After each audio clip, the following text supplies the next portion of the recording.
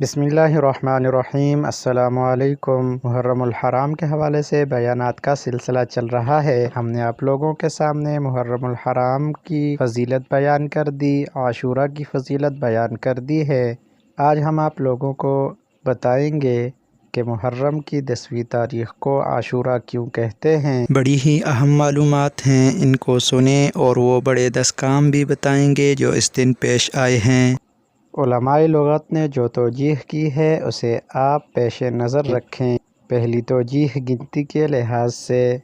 جب ہم عربی میں 1 سے 10 تک گنتی گنیں تو اس طرح ہے: 1 1، 2 2، 3 3، 4 4، 5 5، 6 6، 7 7، 8 8، 9 9، 10۔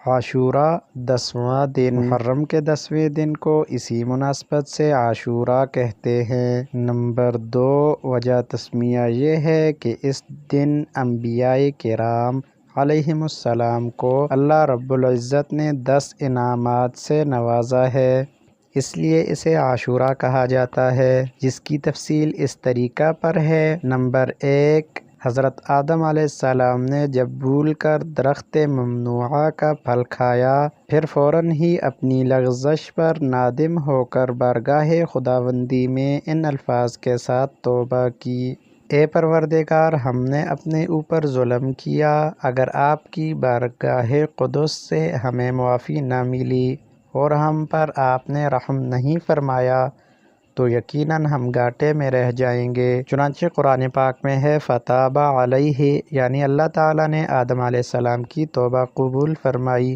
یہ دن عاشورہ کا تھا۔ نمبر 2، حضرت ادریس علیہ السلام کو رفعت مکانی کی نعمت اسی دن حاصل ہوئی، جیسا کہ سورہ مریم میں ہے: وَرَفَعْنَاهُ مَكَانًا عَلِيًّا۔ ترجمہ: اے محمد صلی اللہ علیہ وسلم، آپ ادریس کے بارے میں یاد رکھیے، وہ سچے نبی تھے، ہم نے انہیں قرب و عرفان کے بہت اونچے مقام پر پہنچایا۔ بعض مفسرین کا کہنا ہے کہ حضرت عیسیٰ علیہ السلام کی طرح حضرت ادریس علیہ السلام بھی آسمان پر اٹھائے گئے۔ نمبر 3، قوم نوح نے جب حضرت نوح علیہ السلام کی تکذیب کی اور اس کی پاداش میں جب انہیں طوفان میں غرق کیا گیا تو اللہ تعالیٰ نے حضرت نوح علیہ السلام کو عاشورہ کے دن انعام خاص سے نوازا اور فرمایا: اے نوح، اب تم مع اپنے متبعین کے جو تمہارے ساتھ اس کشتی میں ہیں ہمارے بخشی ہوئی سلامتی کے ساتھ زمین پر اتر جاؤ اور ہمارے عطا کردہ برکتوں سے بھی مستفید ہوتے رہو۔ انہی برکات میں سے حضرت نوح علیہ السلام کا آدم ثانی ہونا بھی ہے، کیونکہ عام غرقابی کے بعد دوبارہ نسل انسانی حضرت نوح علیہ السلام سے پھیلی ہے۔ نمبر 4، حضرت ابراہیم علیہ السلام 10 محرم کو پیدا ہوئے، اسی روز انہیں نبوت عطا فرمائی گئی اور خلیل اللہ کا لقب عطا کیا گیا۔ یہی دن تھا جب آپ نے نمرود کے شاہی بندر میں جا کر تمام بتوں کو توڑا اور اس کی سزا میں آپ کو جلتی ہوئی آگ میں ڈالا گیا۔ یہ سورۃ الانبیاء میں مذکور ہے۔ اللہ رب العزت نے فرمایا: یا نار کونی بردا وسلاما علی ابراہیم۔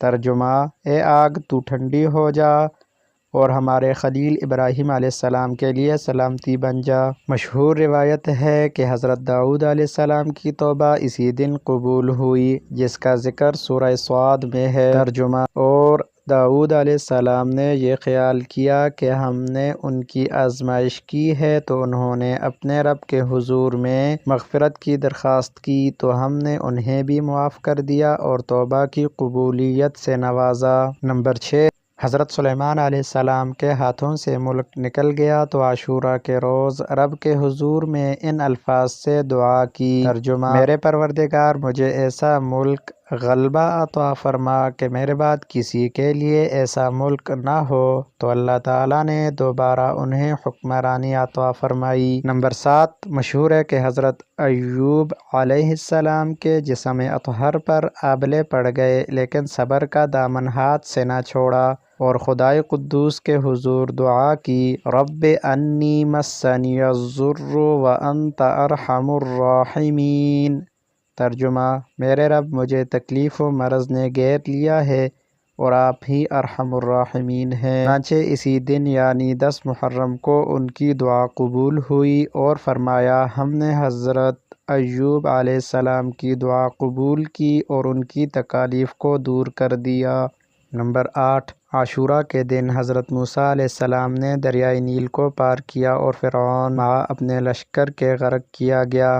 نمبر 9، 10 محرم ہی کو اللہ تعالیٰ نے حضرت یونس علیہ السلام کو اپنی رحمت بے پایاں سے نواز کر انہیں مچھلی کے پیٹ سے زندہ نکالا اور فرمایا، فَنَبَذْنَاهُ بِالْعَرَاءِ وَهُوَ سَقِيمٌ۔